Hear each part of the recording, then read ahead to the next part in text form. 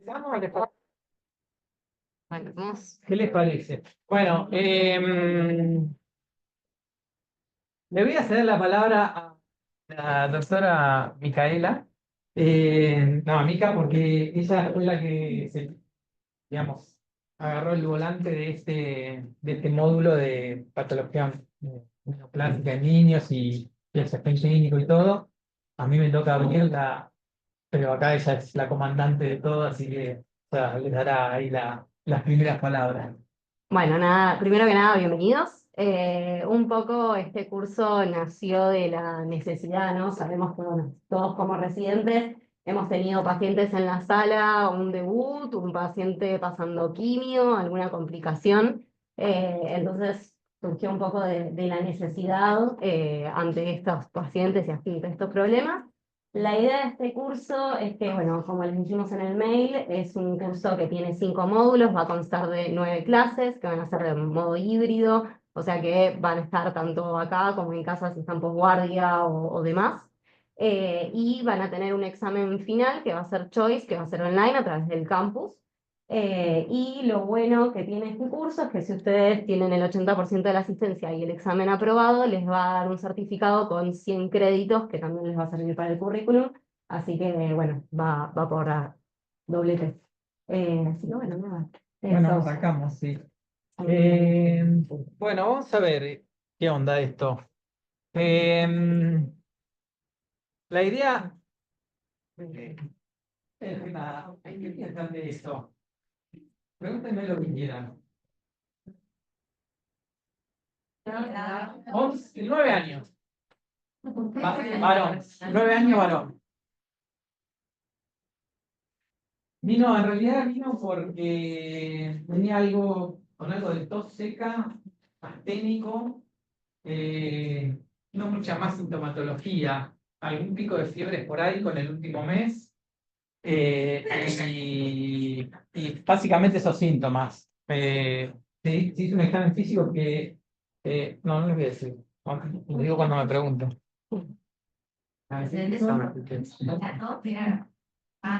No, una tos seca, medio irritativa, sin ninguna predilección por el momento del día, era medio continua.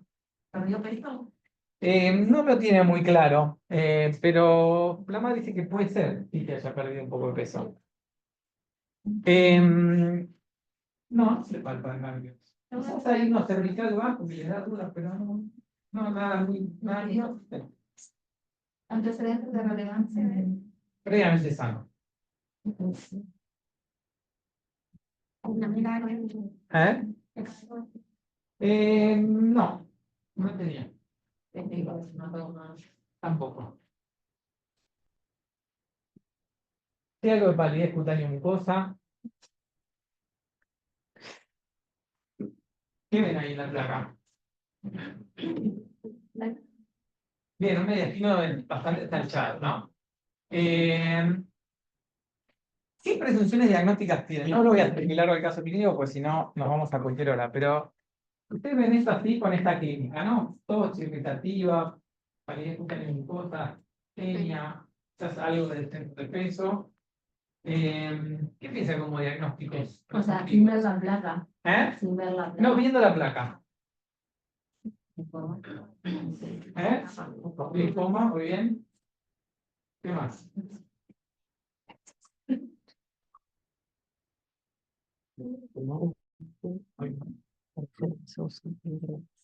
Sí. Pues, o sea, hay algunas cosas que te sobran, pero el ensanchamiento miotílico y de tos puede ser una TBC. Podría ser una TBC, está muy bien. Sí. ¿Qué más?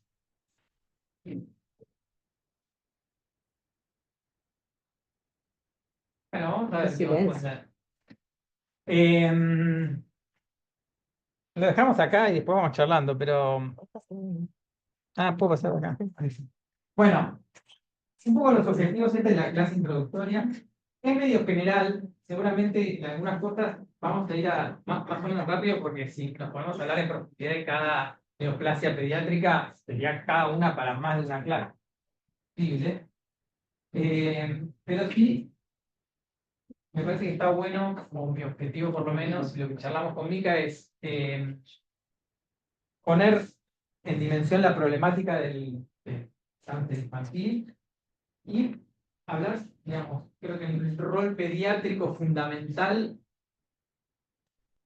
en el cáncer infantil, más allá de que acá que estamos cegados porque vemos muchos pacientes, es la cuestión diagnóstica, ¿no? Entonces, nos vamos a hablar un poco más en profundidad de cuestiones clínicas, de presentación clínica relacionadas con el paciente para la neoplasia pediátrica. Ver un poco las cuestiones que hay que hacer al inicio. Después, por supuesto, van a tener clases de las urgencias oncológicas y un montón de otras cuestiones. Aquí nos vamos a meter. Y, sí, ¿no?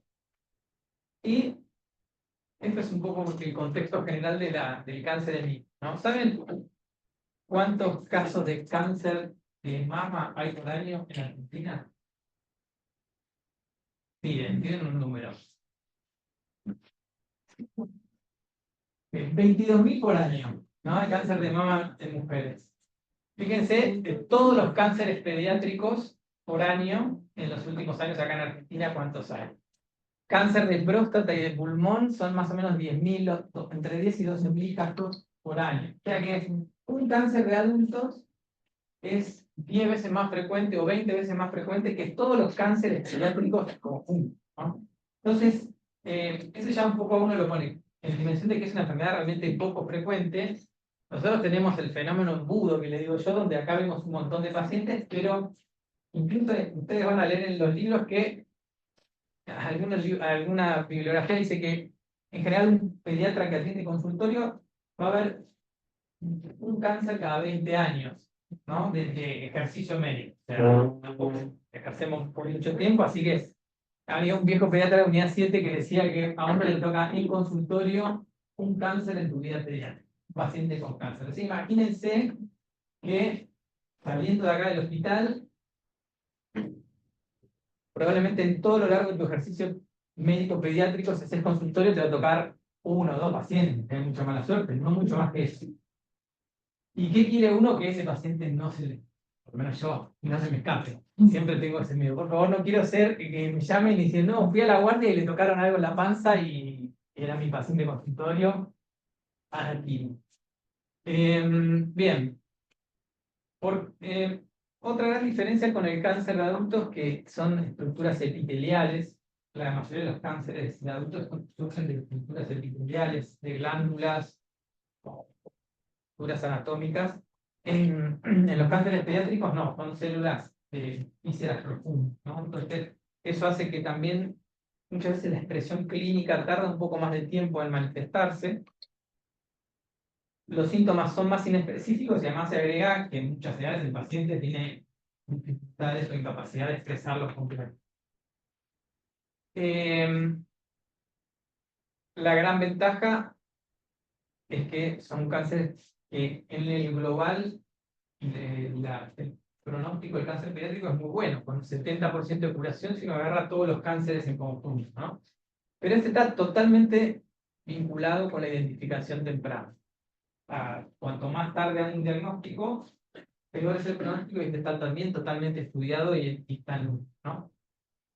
Es la primera causa de mortalidad por enfermedad en chicos de 5 a 15 años, sacando, o sea, es por enfermedad porque saca las cuestiones, digamos, de traumatismos, accidentes, de tránsito, etcétera, etcétera.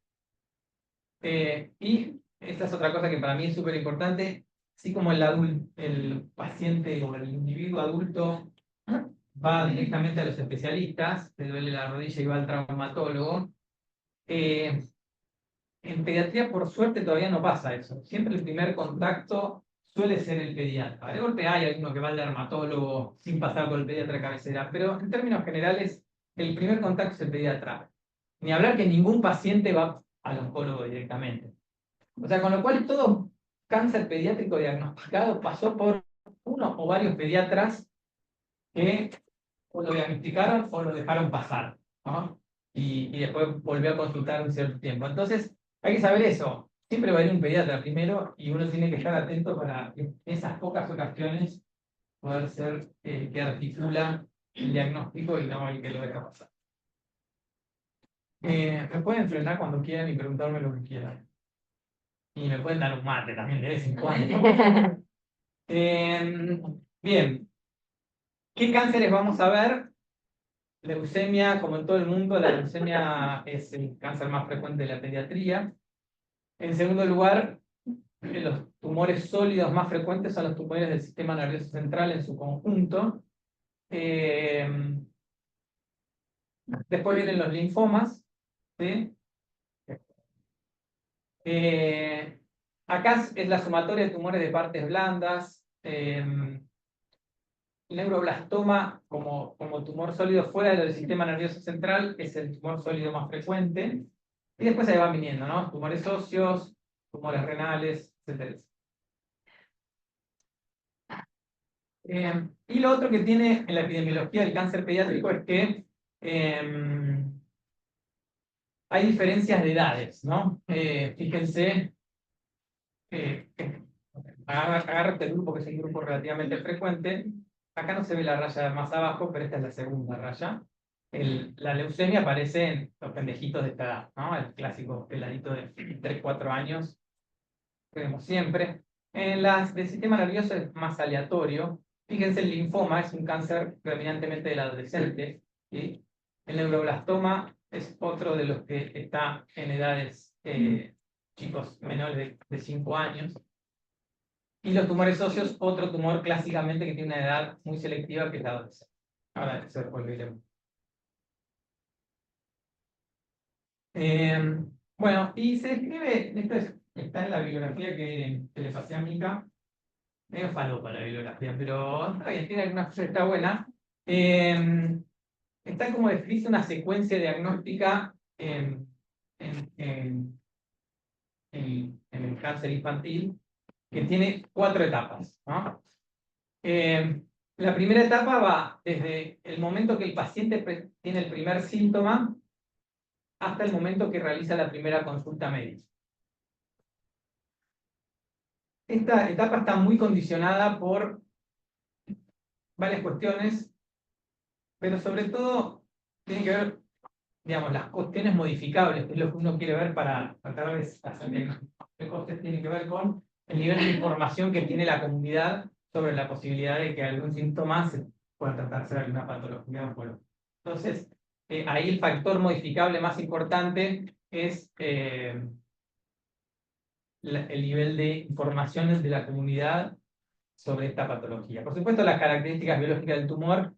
El tumor que es retroperitoneal, hasta que se palpa la panza, tiene mucho tiempo de crecimiento porque hay una ventana de tiempo. El tumor que aparece en la piel se ve casi instantáneamente. Entonces, eso no lo podemos modificar, ¿no? La segunda etapa, que es por ahí la que me parece más nos compete a nosotros, es desde que el paciente hace la primera consulta médica o el primer contacto con el sistema de salud hasta que se hace el diagnóstico del cáncer, ¿no? Y ahí cada uno recordará historias de los pacientes que tuvo acá en el hospital sobre la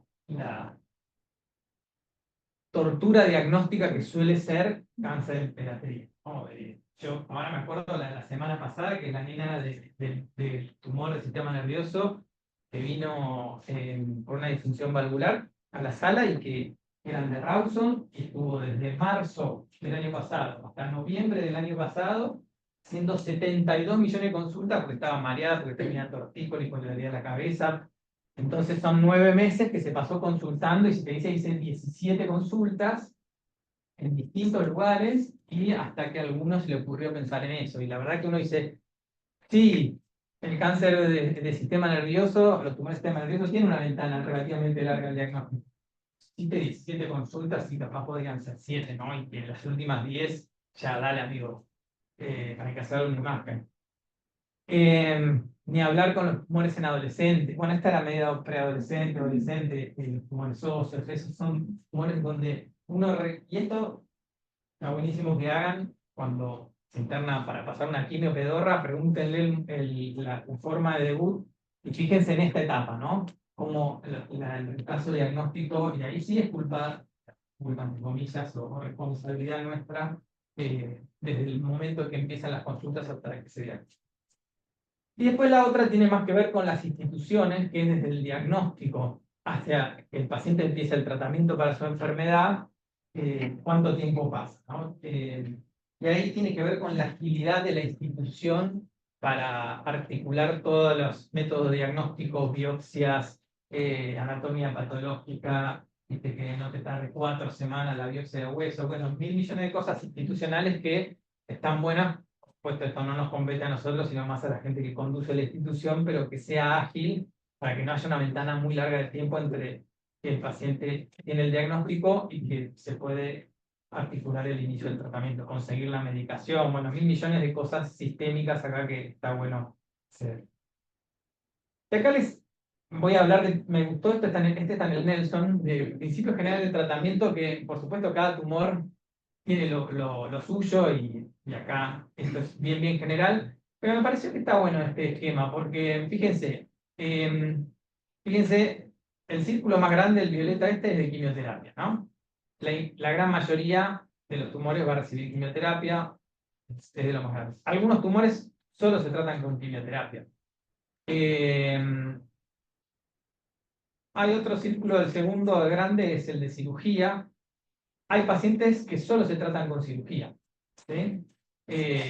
Menos de los que solo se tratan con quimio, porque acá el cáncer número 1, que es la leucemia, se trata solo con quimio, entonces fíjense, se lleva ahí una buena porción del violeta solo. Otra premisa que decían los viejos médicos es: tumor sólido, que acá sacamos leucemia y linfoma, tumor sólido hay que operarlo. Después habrá algún matiz y alguna excepción a una regla, pero la regla es: el tumor sólido hay que sacarlo en algún momento. Le hago quimio antes, después, radio, qué sé yo, pero en algún momento tiene instancia quirúrgica, no, yo saque la masa. Muy poquitos tumores van a tener radioterapia sola, le da el baile en combinación con alguna de las otras cuestiones, y esto me parece que es algo novedoso que se agrega en los últimos años y que va creciendo mucho, que son los farmacobiológicos, que son estas terapias de target para alguna cuestión puntual de ese tumor, que, fíjense, nunca está solo, es decir, siempre va a ir combinado con algún otro.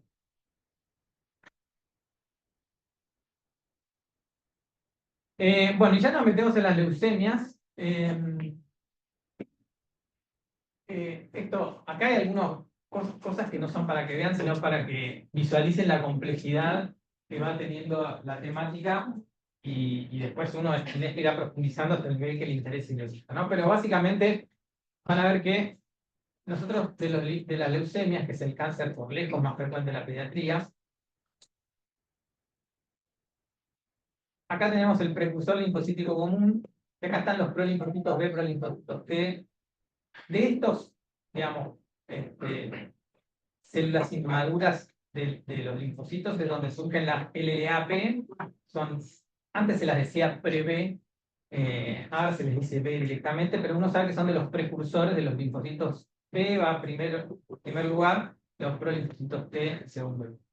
Y fíjense, todo lo del precursor mieloide o mielocítico, todas las que hay, las células que hay que van a generar todas estas células maduras al final. Bueno, de todos estos hay LMAs. Por eso cuando vean la clasificación de LMA es infinita, cada vez hay más porque van entrando descripciones genéticas y inmunofenotípicas, entonces antes era de M1 a M7 y ahora es un infierno imposible de abordar, que lo tendrá que saber el super especialista, uno tiene que saber más la cuestión más general, ¿no? ¿Qué es esto? Es la más frecuente en la infancia, es una anomalía genética en una célula, en alguna de estas células madre precursoras, con una proliferación clonal desregulada de esta célula, y vamos a tener LLA, por lejos lo más que van a ver, y dentro de las LLA va a ser la B, ¿no? Que es el 80-85%. Bastante menos LLAT. ¿Tuvieron alguna LLAT? ¿Alguno? No. ¿Sí? ¿Qué tenía? La en recaída que tenía una muy mala respuesta. No. Está bien, la LLAT suele ser más común en adolescentes o preadolescentes, varones, y se acompaña más de masas mediastinales o de compromiso mediastinal. Así que esa caligrafía del principio, otro diagnóstico diferencial que uno podía pensar, ¿no? Un varón adolescente con un mediastino ensanchado, una LLAT es una opción diagnóstica, además del linfoma complejo. Después de las mieloblásticas agudas, ya les digo, cuando hace muchos años era de M1 a M7 y tenía la M3 era la promielocítica, que es una clásica que recibe natra. Bueno, ahora cuadro, el cuadro de las cantidades que hay. Pero saber que son de los precursores o granulocíticos, o monocíticos, o megacariocíticos, o eritroblásticos, etc. Y mucho menos común las mieloides crónicas y mielomonocíticas juvenil. ¿LMA tuvieron en la sala? Bien, son pacientes que tienen un poco de peor pronóstico, ¿sí? Los tratamientos que, salvo la que era la antigua M3, la promielocítica, que con el ATRA.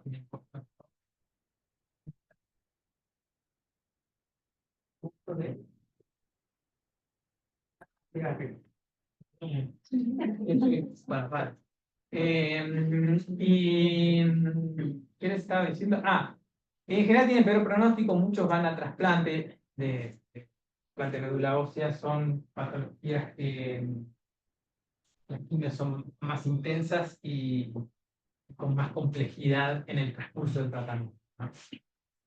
Bueno, síntomas de leucemia, ya sé, esto es medio redundante y ya lo saben, pero bueno, por lo menos lo decimos. A mí me gusta clasificarlo así, según el tipo de compromiso que genera la leucemia, ¿no? Los síntomas por infiltración de la médula ósea, básicamente es la tricitopenia que vamos a encontrar y las consecuencias por ocupación y no permitir que digamos, las células magras normales salgan a la circulación.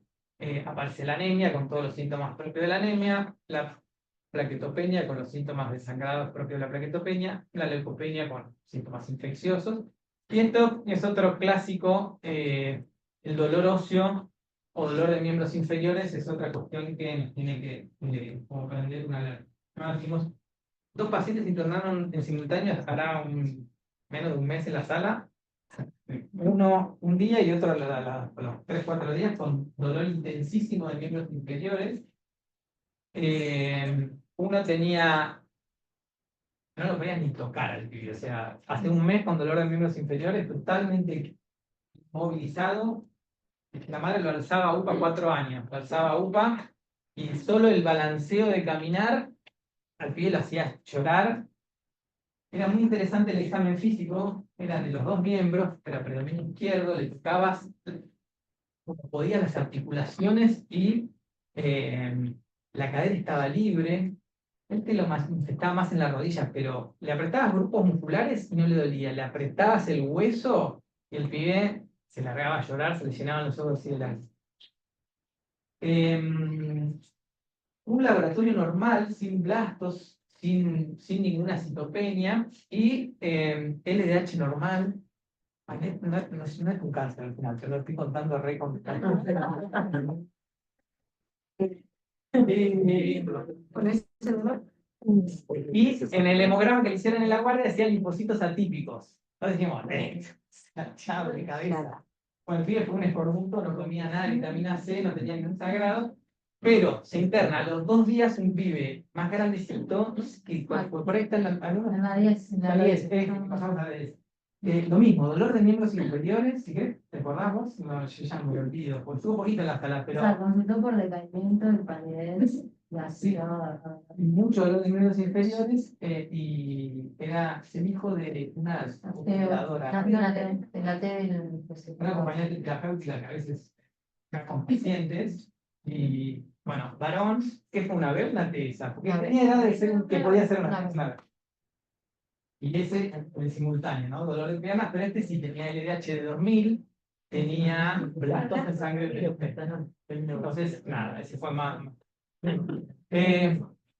Y el dolor este que está escrito es un dolor óseo, es dolor del hueso por la expansión de la médula ósea. Vos le tocás, le duele el hueso.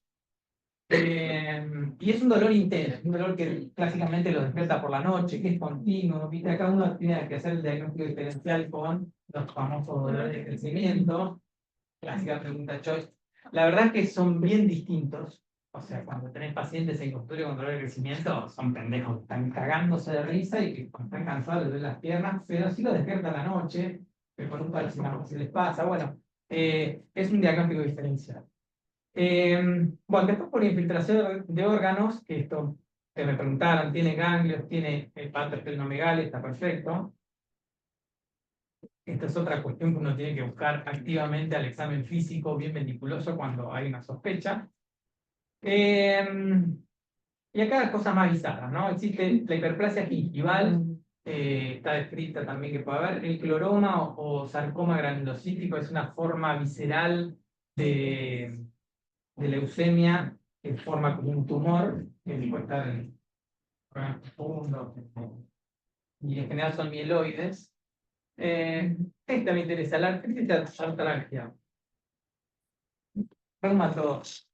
Había un momento que reumato antes de un paciente pedía una PAP para todos. Diga que siempre te pide la PPD, reumato antes de decir cualquier cosa te pide la PPD. Bueno, antes no, si yo lo lograba y después me bardeo y después. Bueno, había una época que era, no le hacía a ningún pibe que entrara con una poliartritis, le ponía un corticoide y antes no tenía una PAP. Oh, pero bueno, ¿por qué? Porque está descrito. Están descritos las artralgias, ahí viene medio acompañado de este fenómeno, ¿no? Pero también están descritas las artritis propiamente. Entonces, en un paciente con artritis, el diagnóstico diferencial de una leucemia tiene que estar en la cabeza de uno. Está muy bien explicado por qué hacen artritis y la inflamación de las articulaciones, pero está bien descrito en la bibliografía. Y de golpe, bueno, uno que mira, bueno, mira, el laboratorio, si hay una citopenia, si hay una LH, si hay alguna cuestión que me oriente, y eventualmente no a todo, no, en algún caso un peso. Y después todo esto lo van a ver en las distintas charlas que están teniendo a lo largo de su curso, que son las complicaciones, que muchas veces también son la forma de presentación de los cursos.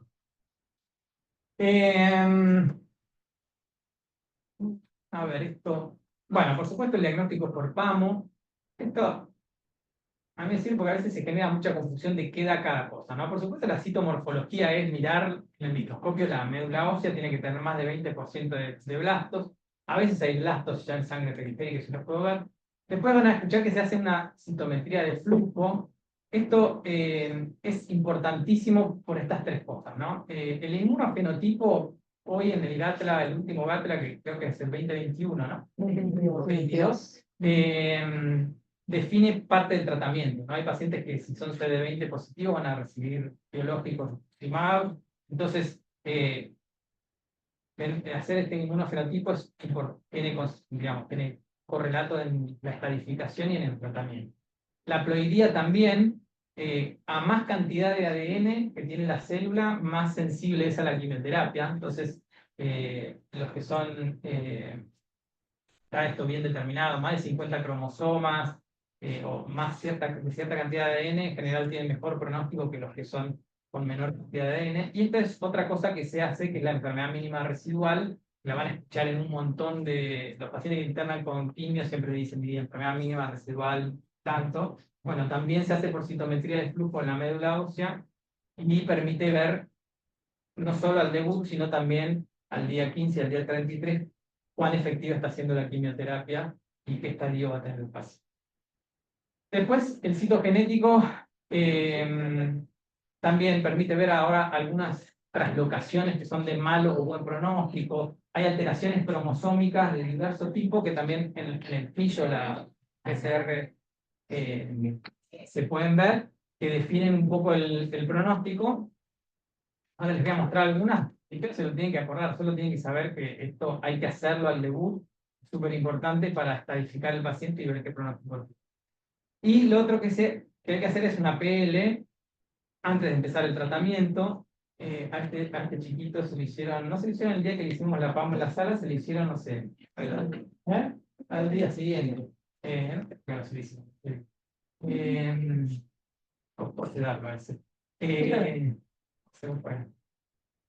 Espera. Y clasifica el estatus del sistema nervioso central, que también van a ver que hay estatus 1, 2 y 3. El 3 es el que es claramente positivo. El 1 y 2 depende ahí si ahí la van a encontrar descrito en el GATLA. Es un bardo que después lo ven cuando tienen un paciente, porque hablarlo así es un bodrio, pero si tiene la PL fue traumática o no fue traumática, cuántas células hay, cuántos blastos, esto y lo otro. Pero básicamente el estadio 3, que tiene subdivisión en ABC, es el que es positivo para el sistema nervioso. Esto lo puse acá porque cambió del GATLA anterior, que no es obligatoria la imagen del sistema nervioso central si no hay síntomas neurológicos. Ya no hay que hacerle tomografía a todos los pacientes. Esto clásicamente se hacía. Creo que lo siguen haciendo, pero bueno, está escrito ahí en el GATLA y el compromiso de pura retina no se considera. Bueno, y estas son lo que les decía. Fíjense, alteraciones genéticas, algunas tienen pronóstico desfavorable, otras desfavorable. Translocaciones cromosómicas, claro, con todo, ¿no? Y acá está la hiperdiploidía, que es más favorable cuando hay más ADN, y la hipo, que es más favorable. Sepan que todo esto existe y después lo verán con cada paciente que tenga. Y esta falopa es la clasificación actual de las mieloides agudas. O sea, imagínense, cada una, esto está cambiando mucho en el cáncer general, que es, antes uno lo clasificaba o morfológicamente y ahora se agrega todo lo genético. Son un montón de marcadores que se van describiendo y cada vez se describen más, entonces cada vez va a haber más tipos. Nada, no, por supuesto, esto lo tendrá que aprender el que se dedique directamente y específicamente a la leucemia amiloide, pero no creo que agarres a cualquier oncólogo. ¿Vale? Esto está en el GATLA también. Otra idea que hablábamos con Mika era hablar un poco de estudios de debut, ¿no? Acá hay una dinámica de lista sábana de estudios de debut, que un poco la idea es erradicarla, porque los estudios de debut, como lista sábana, no sé, como esa checklist que hay que cumplir 17 cosas que hay que hacerle a todos los pacientes, no existe y está en ningún lado, es algo medio de la aldea, que se fue generando un archivo y que se fue pasando a través de las generaciones y ahora hay una lista así de 25 cosas que hay que hacer. No, los estudios de debut dependen de un montón de cosas de la enfermedad que tenga ese paciente, ¿no? Un tumor sólido que se cura con cirugía sola, probablemente tenga que hacer casi ningún estudio de debut más que la especificación de su enfermedad. Un paciente que tiene una leucemia linfoblásica de alto riesgo, probablemente haya que hacer un montón de cuestiones porque es un paciente que se va a inmunosuprimir mucho, que puede haber infecciones que se reactiven, que va a recibir un montón de quimioterapia que puede tener efectos adversos, no sé, miocárdicos, entonces tengo que ver. Entonces, esto se adapta un poco al escenario clínico, a la enfermedad que tenga el paciente, al tratamiento que va a recibir en el tiempo, al inmunosuprimido que va a estar, para un montón de cuestiones que uno tiene que tener en consideración y después leer esa enfermedad y ver qué estudios específicos hay que pedir. ¿No? Este es de leucemias linfoblásticas específicamente. Todo esto son estudios generales. Bueno, ven acá dice, la imagen del sistema nervioso central si hay síntomas neurológicos. Una planita de tórax, por supuesto, la posición lumbar, estos son opcionales. Bueno, este está bueno. Siempre los hematólogos dicen que hay dos como... Dos los santuarios. Santuarios de la leucemia. Pache también lo dice. Los dos santuarios de la leucemia son el sistema nervioso central y los testículos, ¿no? Entonces, el examen testicular es realmente importante en un varón que tiene un debut de leucemia. Incluso la infiltración es bastante más frecuente que la manifestación clínica, ¿no? Por supuesto, uno toma acción si hay alguna manifestación clínica, un testículo agrandado, doloroso, etc. Y ahí hacemos estudios. Fíjese esto, ¿no? Si el paciente que se va a inmunosuprimir, saber qué infecciones de gérmenes que generan latencia, o sea, que puede tener el paciente un CMV, un Epstein-Barr, los virus de la familia herpes en general. Bueno, está bueno saberlo, porque cuando uno suprima puede llegar a tener manifestaciones de esto. Entonces, a estos pacientes sí hay que hacerlo. Los pacientes que no se uno suprime, que es el tratamiento de su cáncer de cirugía, no es imprescindible hacerlo, ¿no? Los estudios cardiológicos sí, porque van a recibir medicación cardiotóxica. Lo mismo, esto es por este tipo de pacientes. El que no va a recibir cardiotóxico, bueno, por ahí entra cirugía y hay que hacerle una preanestésico, ¿no? Pero la idea es que haya una fundamentación de los estudios, no aplicar una lista indiscriminada y hacer. Bueno, etcétera, etcétera. Muy bien. Y acá también lo pongo a modo de ejemplo, pero lo que está bueno saber, de nuevo, para los pacientes que uno va viendo cotidianamente, que se interna para quimio, es entender qué es el estadio de su leucemia, ¿no? Y saber que para estadificarlo tiene que ver con cuestiones que están al debut y cuestiones que tienen que ver con respuesta al tratamiento, que hay 2 días clave, que son el día 15 y el 33. ¿No? Y tiene que ver con estas cuestiones que voy a evaluar en esos 3 momentos y que me lo van a definir. O sea, yo puedo tener una leucemia que es de riesgo estándar, que es el riesgo más bajo, al día 0, a priori, pero al día 15, si la enfermedad mínima residual le da más alto, o sea, tiene más blastos en médula de lo que está establecido, va a pasar a intermedio o va a pasar a alto riesgo, ¿no? Entonces son 3 momentos, el día 0, 15 y 33, 3 momentos en los cuales yo por distintos factores que después los leen, no sé, acá les puse algunos para que sepan que son también refaló. No hacerlo de memoria es medio imposible, hay que mirarlo. Después, a veces hay alguna alteración genética que ya directamente te lo clasifica como alto riesgo y ahí fui, ¿no? Nunca bajás de riesgo, siempre podés empeorar, pero nunca te vas a dar riesgo.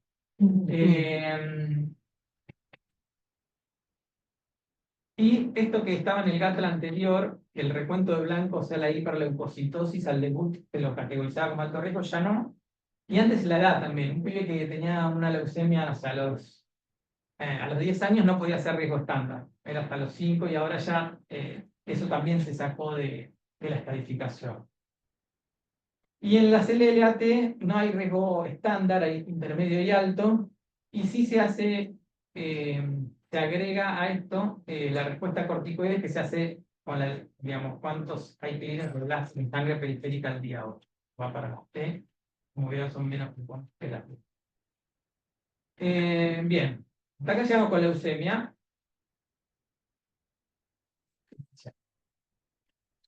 ¿Dudas? Bien. ¿Saben cuál es este signo? ¿Se llama? Perfecto, ¿por qué?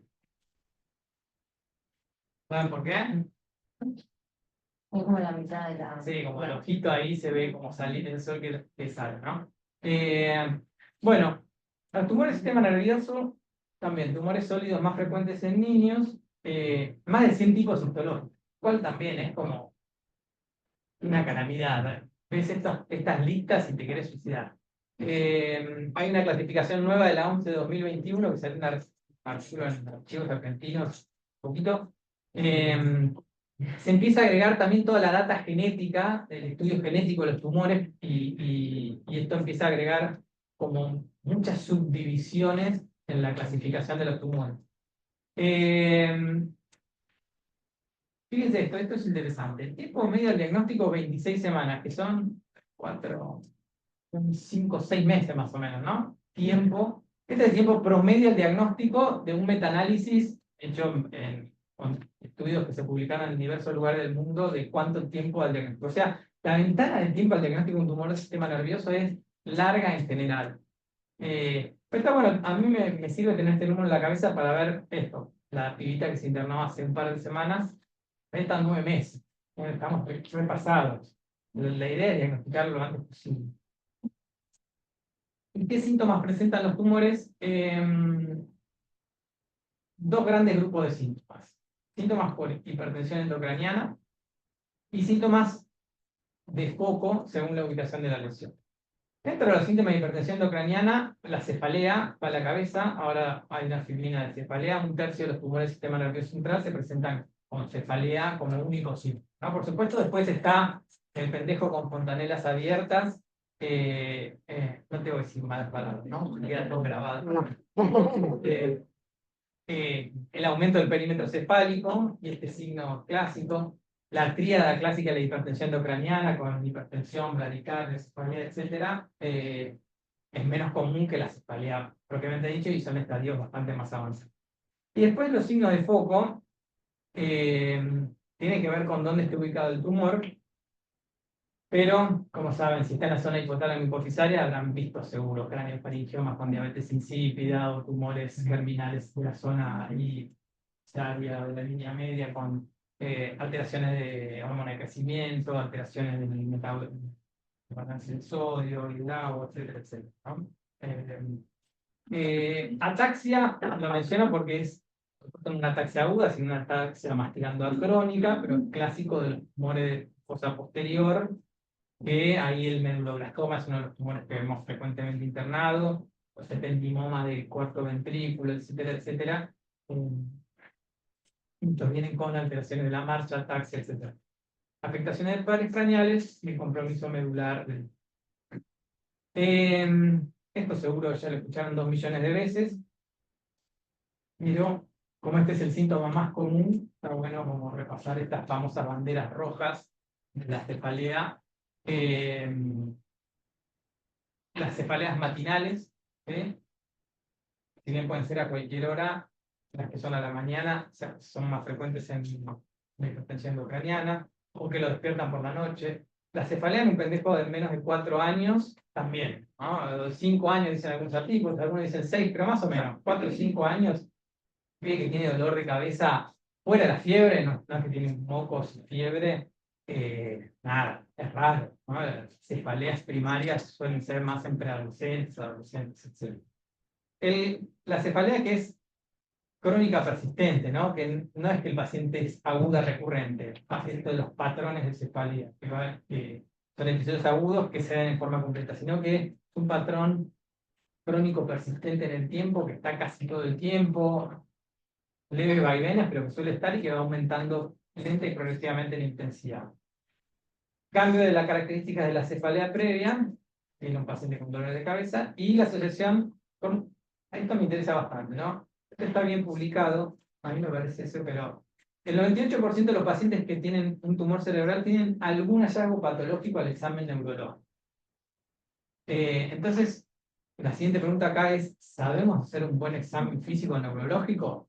¿No? Entonces, para mí, ahí es donde muchos pediatras somos deficitarios, no hacemos sistemáticamente exámenes neurológicos y es otra cosa que uno, digamos, desde el pensamiento ambulatorio debe por ahí, si tengo que tener un buen examen neurológico, entonces tengo un pie con cefalea y sé que lo revisé perfecto, bueno, la verdad me quedan pocas chances de que sea si cada tono. Y el examen neurológico completo incluye un fondo de ojo, ¿no? Cuando uno lee cómo se hace un examen neurológico completo, el fondo de ojo es parte, nosotros no estamos habituados, los pies nos colaboran, es difícil de hacer, entonces yo siempre les digo, en un pie que uno está viendo por cefalea, eh, eh, completar eso con un fondo de ojo bien hecho, dilatado, ¿viste? En el consultorio es muy difícil, no tenemos el entrenamiento con la casuística, no es difícil, o sea, es como mirar un oído, uno si lo hiciera cotidianamente lo aprendería, pero la verdad que no lo hacemos cotidianamente, el entrenamiento lo tenemos, para completarlo con una valoración oftalmológica ya lo buscaré. El horno mal. Palopa de nuevo. También, y estos son, además, imagínense que esto es también un horror, pero sepan que los astrocitomas, gliomas, son los tumores más comunes, suelen estar por distintos lugares, pueden estar en todos lados. Los malignos más comunes que vemos es este, es el meduloblastoma, que son tumores embrionarios de células pequeñas, redondas y azules, células primitivas. Y después cada uno tiene como alguna localización preferencial y da síntomas preferenciales. Por ejemplo, los gliomas del nervio óptico en pacientes con neurofibromatosis, los tumores germinales del sistema nervioso central o los tumores pineales que están en esta zona. Estos son los que generan más alteraciones endocrinológicas. Acá está el meduloblastoma, el ependimoma, que el 70% de fosa posterior generan mucho más síntomas de hidrocefalia o de ataxia. Bueno, esto, yo acá lo que les diría también está bueno, es cuando tengan un pibe que entra para quimio de cualquier tumor que tenga, agarran el Nelson y lean el tumor. Está cortito, no es una cosa muy larga, pero tiene un montón de data. Y de golpe te vas como familiarizando, ¿no? Y después uno está bueno, como yo, o Briggs, está bueno ver cuando el paciente no tiene diagnóstico, pensar por las características clínicas, la localización de la lesión, qué tumor histológicamente va a ser después. Cada uno tiene sus localizaciones preferenciales, ¿no? Cuestiones finales de estos tumores.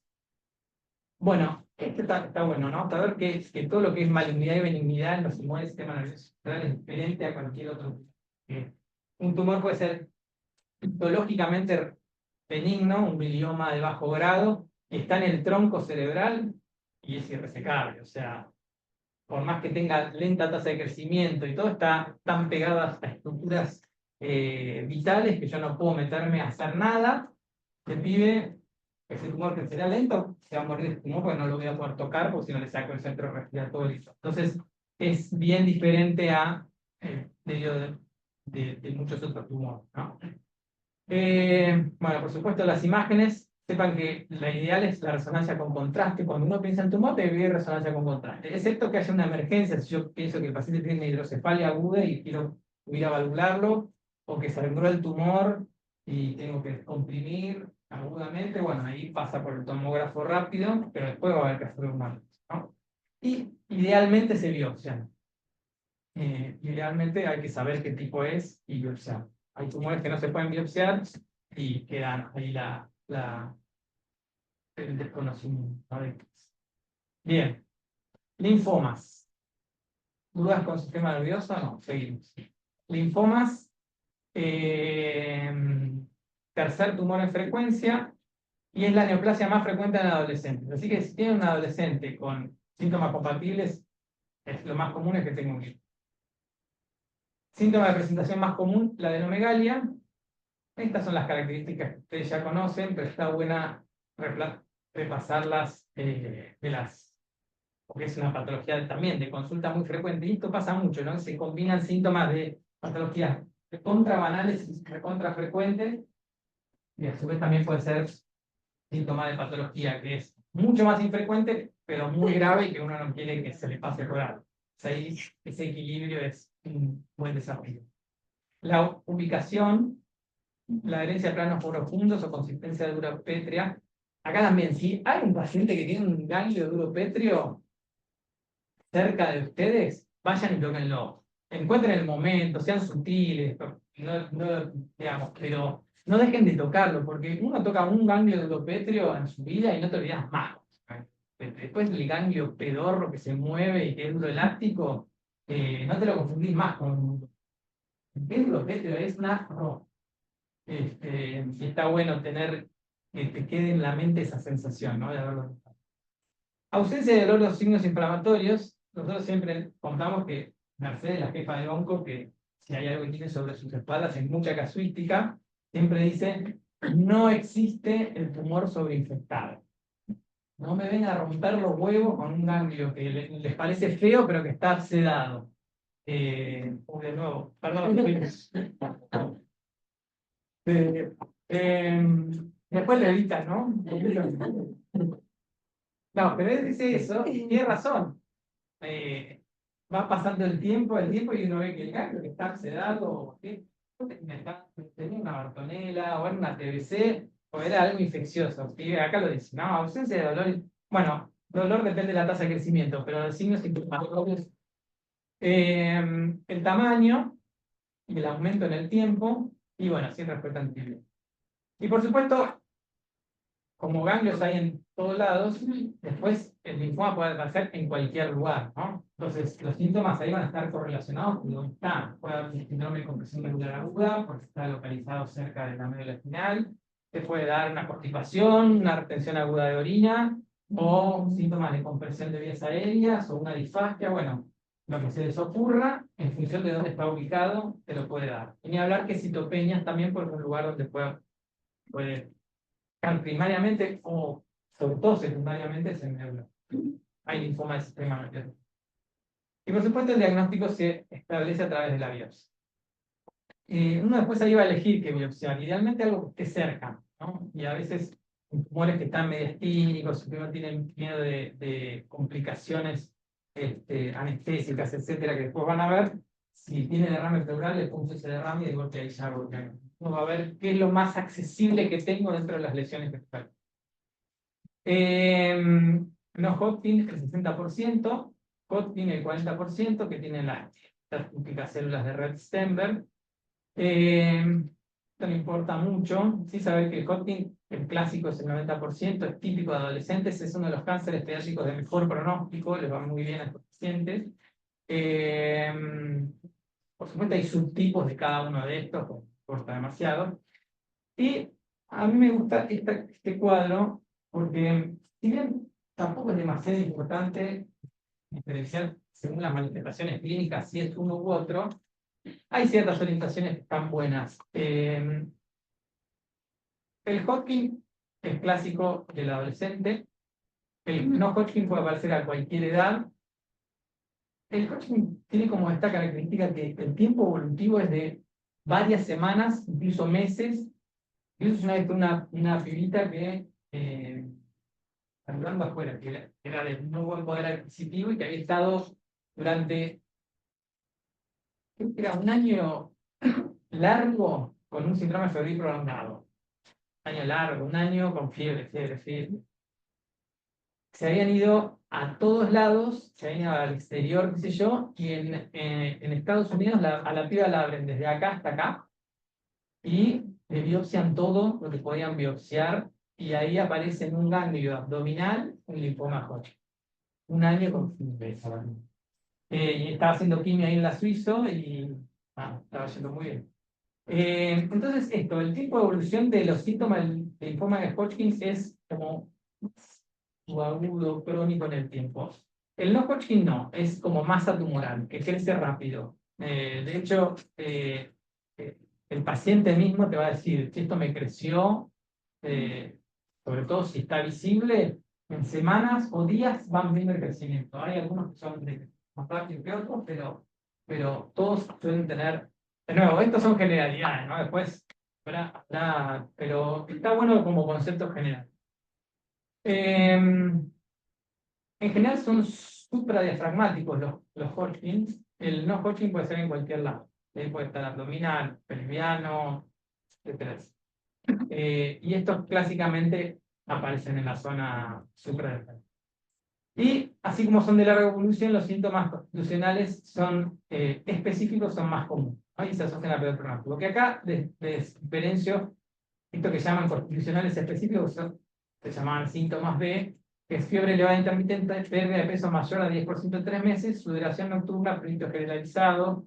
Hay alguna bibliografía, vieron que los adultos decían, no sé, que cuando toman alcohol les duele. Bueno, eso no es un síntoma B por definición, pero está asociado y cuando aparecen son de peor pronóstico. Después están los síntomas constitucionales generales, que pueden estar en cualquier tumor, enfermedad sistémica.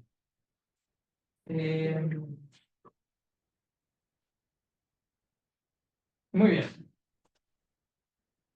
Seguimos, porque el tiempo. Ya. Tumores abdominales.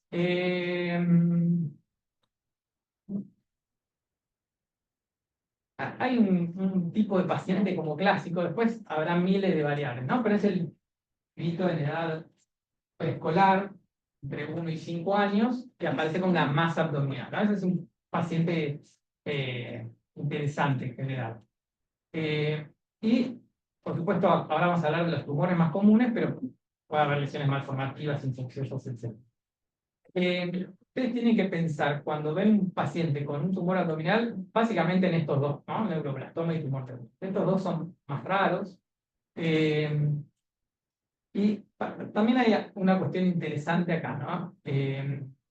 El neuroblastoma es el más común, va primero, y es una enfermedad más sistémica a su inicio, ¿no? En general, el paciente que viene con un tumor abdominal y tiene compromiso del estado general, pérdida de peso, citopenias, puede dar clásicamente, da metástasis en médula ósea, etcétera, etcétera. Son pacientes que en general van a tener neuroblastoma. El típico pibe del WIMS es un pendejito que vos lo ves perfecto, es un niño sano que tiene una masa abdominal. Incluso en la bibliografía está escrito que muchas veces la madre o el padre cuando están bañando al chico, ¿no? Por supuesto, el neuroblastoma tiene peor pronóstico.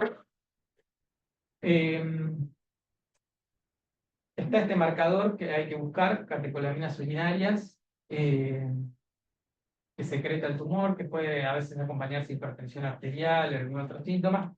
El neuroblastoma da síntomas de lo que se nos ocurre también, es medio una enfermedad guacha, ¿no? Tiene el síndrome paraneoplásico que quizás lo escucharon nombrar, puede tener esta imagen que ahora les muestro acá, que es esta que se llama Blueberry Muffin, que son como ojos de mapache, no sé, tiene como varios nombres, pero es infiltración tumoral periorbitaria. Puede tener artritis y artralgias también, como dolores óseos por infiltración de médula. Bueno, tienen un complejo sintomático.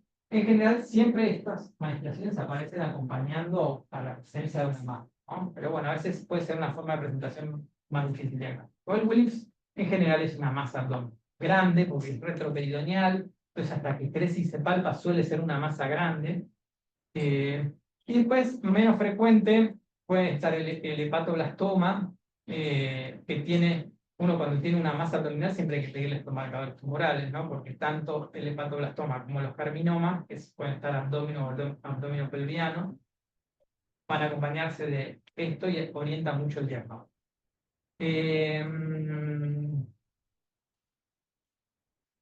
Tuve dos pacientes, uno hace mucho y uno hace no tanto, con hepatoblastoma que secretaban beta-HCG, ¿no?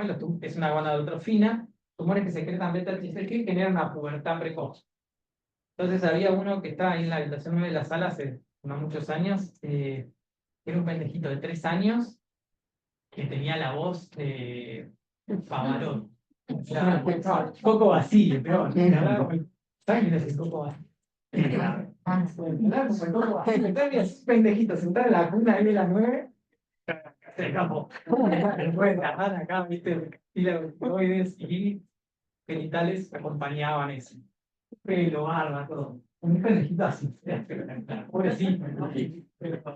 Y otra en la unidad 7 también, hace muchos años. Pero no es lo más común, pero los que secretan beta-HCG generan una pubertad precoz, que puede ser la forma de presentación de esqueleto, ¿no? ¿Quieres decir algo más de esto o no? Okay. Alguna cuestión que me parece importante también para los pediatras es que por supuesto, el primer estudio que uno hace sin palpa una masa abdominal es la ecografía. Cuando le pegan la tomografía se la tienen que pedir con doble contraste. No hagan nunca, si es un tumor, una masa palpable, una tomografía sin doble contraste porque le van a tener que hacer otra al día siguiente. Está el pedo hacérsela si el pibe no puede tomar el contraste oral o no le pueden dar endovenoso porque no tiene vía o qué, para acelerar algo que en realidad lo único que están haciendo es irradiarlo más al pibe. Entonces, la tomo para ver bien las estructuras y esto es muy importante que hay que tener la imagen que hay que tener, no una más o menos para acelerar un tiempo que en realidad no estoy acelerando, sino estoy irradiando el desbloqueo. Como les decía, catecolaminas sin marcadores tumorales, y el diagnóstico es por biopsia, excepto en el WIMS. Por eso es tan importante hacer una buena imagen, ¿no? El WIMS existe la posibilidad, si la imagen es muy característica, de empezar el tratamiento sin hacerlo. Entonces, para poder interpretar bien la imagen, tiene que ser una buena imagen. Entonces, hay que hacerla bien. Y otra cosa que está muy escrita es no demorar la derivación. Uno que está acá, ¿no? Pero si les toca después laburar en otro lado, che, la tomo en la ciudad donde estoy laburando, me la dan para dentro de 15 días, entonces también tiene la eco, pero voy a llegar a hacer y la tomo para derivar. Teníenlo. Por ahí si después era un riñón poliquístico, bueno. Lo puteará el oncólogo y ni se enterarán, pero o sea, es peor Si el pibe espera un mes la tomografía y después no se la pudieron hacer bien con contraste, y le retrasaste 2 meses la derivación, no, ya no puedo. Cuidado. Eso, evitalo, ¿no? Bueno, y esto que le decía, fíjense, este es un Wilms, ven que tiene el contraste oral acá en el intestino, el contraste endovenoso, se ven ahí teniendo los vasos, los riñones ya están afectando, y es una masa que sale bien del riñón, es heterogénea, pero no tan heterogénea como esta, que es el neuroblastoma, que tiene calcificaciones, es bien heterogénea.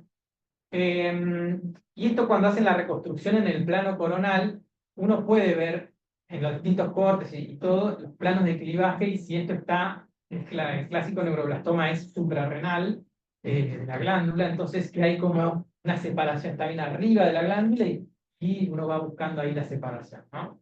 Entonces, cuando uno la ve bien saliendo del parénquima renal y tiene las características radiológicas o tomográficas clásicas, puede empezar el tratamiento sin hacerla.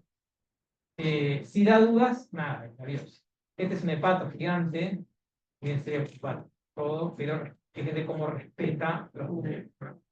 Y acá hay un germinoma en zona ovárica. También, esto va a ir a biopsia porque tengo que caracterizar qué tipo es. Fíjense, ¿no? El contraste endoveno oral, chichulines, me permiten diferenciar de la densidad de la masa, ¿no? El contraste endovenoso viendo los riñones y los vasos. Bueno, muy bien. Otro paciente son las que se presenta con masas mediastinales, ¿no? Que son menos frecuentes. Acá ya entramos en cosas más misceláneas, pero bueno, pero en su frecuencia no puede tener este tipo de presentación. De nuevo, grupo heterogéneo, van a tener, y acá más todavía que en los abdominales, miles de malformaciones, arcos branquiales, un montón de cuestiones ahí que hay que diferenciar, pero la mitad son de origen oncológico. Entonces es un paciente que uno va a tener que estudiar con cierta aceleración.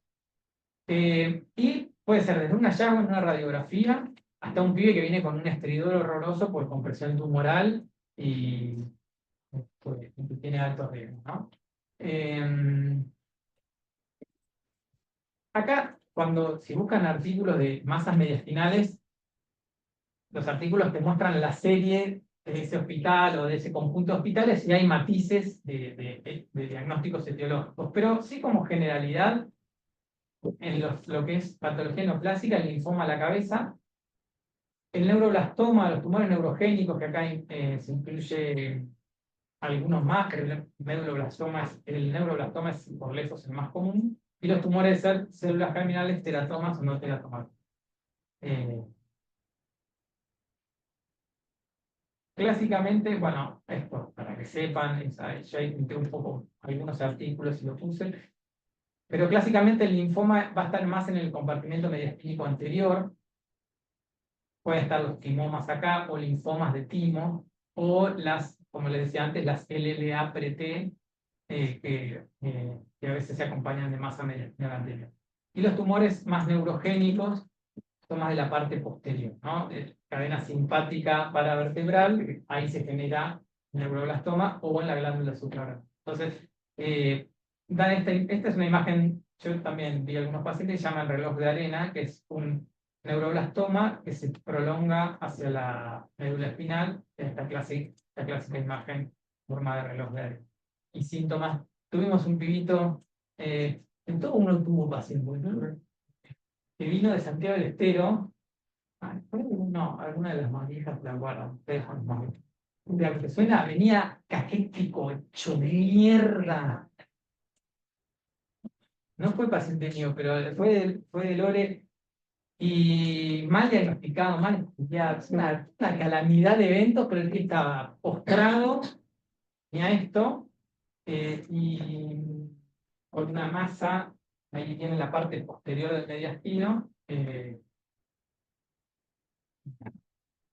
No me acuerdo ni qué fue ese pibe, pero menos mal de lo que esperábamos. Los neuroblastomas, sí, neuroblastomas tienen, de los cánceres pediátricos, tan buenos pronósticos, sobre todo los estadios avanzados y el retraso de diagnóstico. Bueno, nada en particular, ya no falta tanto. Voy a ir más rápido. Mica, tengo los ojos de Mica, me perforan. Hablo de esto y creo que listo, pero hablo por favor. Estos son otros clásicos pacientes que tenemos en las salas, frecuentemente, ¿no? Los osteosarcomas, Ewing un poco menos. Clásicos tumores del adolescente.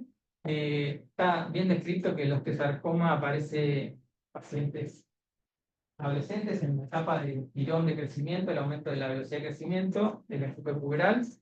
Clásicamente son pacientes altos de estatura y son los libros que en general son deportistas si te querés matar de lo que son.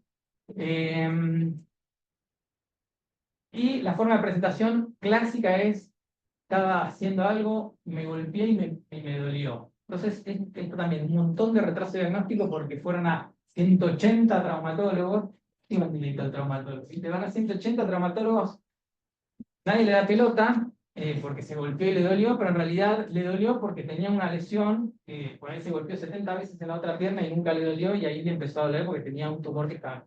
Entonces, también mucho retraso diagnóstico, les va el pronóstico recontra el pronóstico con el rechazo.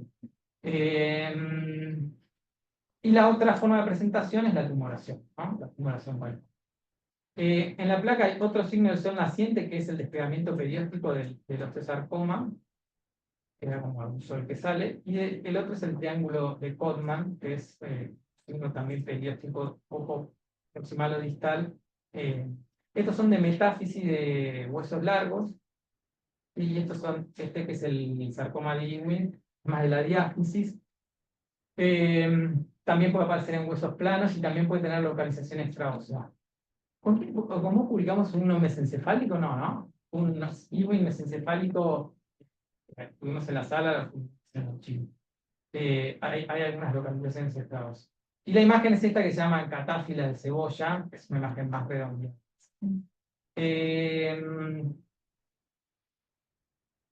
Para mí, la clave acá es esto. Usted es un adolescente que se golpeó haciendo deporte, que le diste aire una semana, porque si no, no le vas a hacer placa todos los pies en la pierna, pero le diste aire en una semana, 2 semanas, a la tercera y no se le fue, sea rata. Seguilo en el tiempo, ¿viste? Como esas cuestiones que son una pelotudez, pero por ahí el pibe, y acá sí, la sobrevida cae mucho en estos dos tumores, menos del 20% si tienen metástasis al debut, y por supuesto la metástasis está condicionada por el momento del diagnóstico. Así que hacen metástasis en hueso y pulmón sobre todo, y el Ewing también, como es de este grupo de células neuroectodérmicas primitivas, pequeñas, redondas y azules, puede hacer metástasis en médula ósea. En general el tratamiento se diagnostica por biopsia y es quimio, cirugía, que la tendencia es a tratar de conservar el miembro, y después quimio.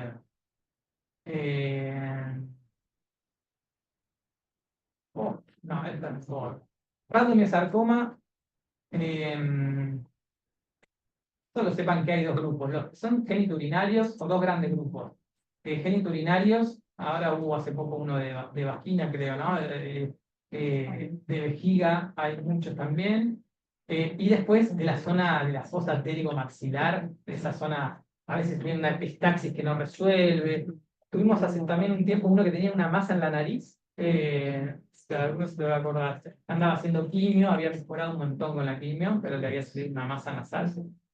Paramnigio, bueno, esta zona es otra zona ahí donde aparece el randomío, y extremidades intercelular. En general suelen aparecer con una tumoración, pero puede ser o pistaxis o...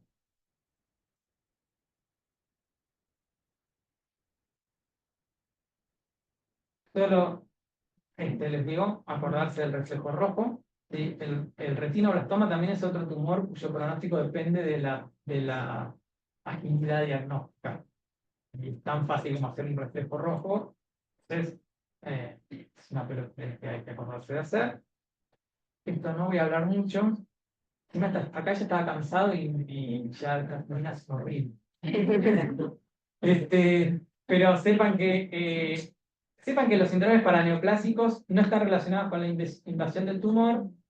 En general, hay dos mecanismos. El inmunológico, o sea, mimetismo molecular, produce un anticuerpo que es para el tumor, pero se pega a otra zona del cuerpo y da los síntomas por eso, o por secreción de péptidos hormonas, ya hablamos un poco de pubertad precoz y así hay varios. Pero está bueno, el autoclonus mioclonus como forma de presentación en neuroblastoma, movimientos oculares caóticos, miren el video en YouTube porque no se lo olvidan más. Tuvimos más de un paciente que se presenta con autoclonus mioclonus. Es básicamente los movimientos oculares y la ataxia. Para mí las dos cosas que hay que acordarse de esto. Y hay que buscar el neuroblastoma. Hay que buscarlo porque en estos neurológicos es lo más común que sea la forma de presentación en parámetros. Bueno, esto habrán visto también, siempre que tenemos una encefalitis autoinmune, le hacemos las imágenes para buscar el teratoma o algún tumor germinal de ovario, y la miastenia en los timomas, que también siempre hay que buscar.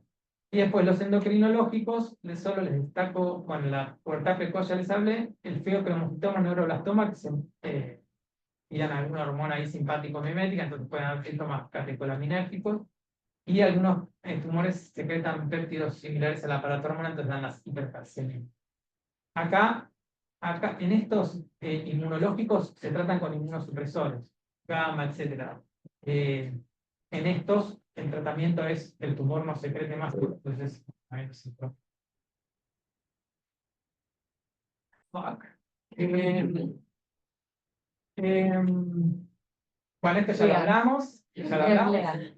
No, solo les digo, acuérdense de la nutrición de los oncológicos, o sea, también nuestra tarea como pediatras, ¿se acuerdan? La nutrición y el pronóstico van de la mano y nos olvidamos grosso de la nutrición de estos pibes. Están hechos fruta, no les dan pelota y va a ir peor, seguro, les van a infectar más, las infecciones van a ir peor si están mal nutridos. Entonces, nuestra tarea es mirar eso, mirar las inmunizaciones del paciente y su familia, y la preservación de fertilidad es otra cosa que hay que tener en la cabeza como pediatras, porque el oncólogo a veces está como muy manija de querer empezar el tratamiento y de golpe si uno le dice, che, y no podemos preservar tejido ovárico cuando le hagan la biopsia, no podemos hacer recordar el espermatozoide.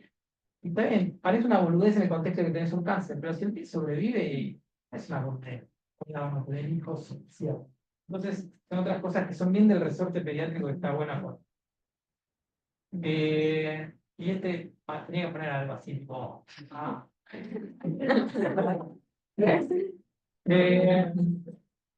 Incluirlo como diagnóstico diferencial en las diversas cuestiones pediátricas. Para mí el desafío clave es tipo, el equilibrio entre cuándo estudiar a un paciente. El paciente que viene con dolor de crecimiento, un dolor abdominal recurrente, no sé, un ganglio de mierda. ¿Cuándo tengo que pasar? Basta, ni una mala palabra.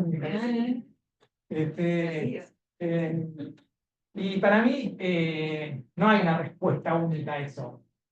Si me anima a decir la respuesta única, para mí es ser pediatra de cabecera. O sea, que el paciente lo siga en el tiempo. Luego tenés no sé, un dolor de miembros inferiores que parecen dolores de crecimiento. Y el pibe lo sigue teniendo y lo sigue teniendo. Y si le pedís un hemograma, pasado 2 meses que lo tuvo y no se le terminan de ir, te quedas tranquilo, una LDH, un hemograma que no tiene. O al dolor abdominal recurrente que tomaste las medidas iniciales y el pibe sigue, te hace el calendario, todo. Y si en algún momento empieza un abdominal, revisarle siempre la panza. Vienen a la guardia, yo no quiero ser el pediatra de un paciente que fue a la guardia y le tocaron la masa abdominal y yo no se la toqué. Como que quería matar. Entonces, siempre palpen el abdomen. Hay edades que son difíciles, la edad de los tumores abdominales es una edad que es muy difícil de realizar los pibes. El consultorio vienen una vez por año o cada 6 meses, entonces los ves poco. Y cuando los ves no te dejan revisar, pero meterle la mano con agua de la mamá en la panza o lo mismo que están en la guardia y se hasta el pie le cambias el pronóstico de su enfermedad. Entonces, es una cosa que no nos cuesta nada, súper barata y rápida y le cambias el pronóstico. Bueno, saber, conocer los cánceres y lo que charlamos ayer. Nico, váyanse.